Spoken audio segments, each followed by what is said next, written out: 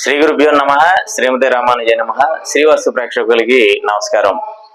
వాళ్ళ వాస్తు విషయాల్లో మన స్థలం ఎలా ఉన్నా, అంటే ఏ దిక్కులో ఉన్నా కూడా నిర్మాణం చేసుకోవచ్చా లేదా, సాధ్యమైనంత వరకు ఎవరన్నా గృహం అంటే స్థలం తీసుకునేటప్పుడు కావచ్చు, లేదంటే ఆల్రెడీ స్థలం ఉన్నవాళ్ళు కావచ్చు, మాది తూర్పు అండి, లేదంటే ఉత్తరం అండి, లేదంటే దక్షిణం అండి, పడమర అండి అని ఈ విధంగా మన స్థలం యొక్క విశేషాలు అన్ని వివరాలు చెప్తూ ఉంటారు.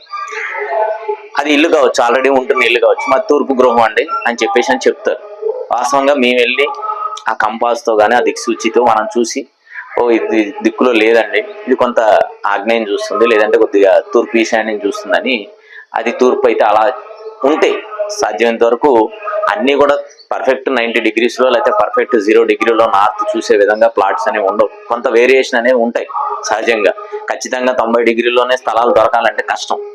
కానీ నిర్మాణం 10-15 degrees ఉన్నప్పుడు మనం దాన్ని సరి చేసుకోవచ్చు. కొన్ని విదిక్కుల్లో కూడా మనకి స్థలాలు ఉంటాయి. సో ఆ విధంగా ఉన్నప్పుడు ఏ విధంగా నిర్మాణం చేసుకోవాలి.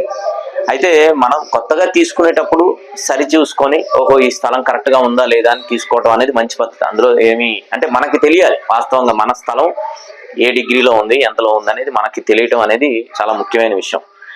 కానీ ఆల్రెడీ ఒక 10 ఏళ్ల క్రితమో 15 ఏళ్ల క్రితమో ఎప్పుడో మనం ఒక స్థలం తీసుకున్నాం, లేకపోతే 5-6 ఏళ్ల క్రితం ఎప్పుడో స్థలం తీసుకున్నాం, అది తూర్పు అని మనం అనుకుంటున్నాం, కానీ అది కొద్దిగా ఆగ్నేయం చూస్తామో ఏదో జరుగుతూ ఉంటుంది. సాధారణంగా జరుగుతాయి అలాంటివి. అలాంటప్పుడు నిర్మాణం చేసుకోవచ్చు, ఖచ్చితంగా నిర్మాణం చేసుకోవచ్చు.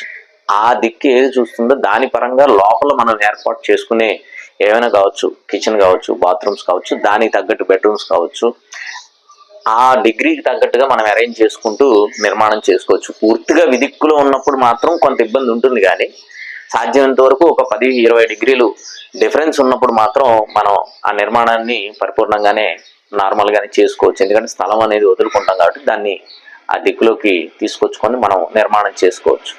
కాబట్టి దిక్కు ఎలా ఉన్నా కూడా గృహ నిర్మాణం అయితే మనం చేసుకోవచ్చు. జై శ్రీమన్నారాయణ. వాస్తు సంబంధించి మరిన్ని విశేషాలు తెలుసుకోవడానికి, మీ ఇంటి ప్లానింగ్ మరియు వాస్తు సమస్యలు తెలుసుకోవడానికి మా ఛానల్ సబ్స్క్రైబ్ చేయండి, లైక్ చేయండి, అలాగే షేర్ చేయండి.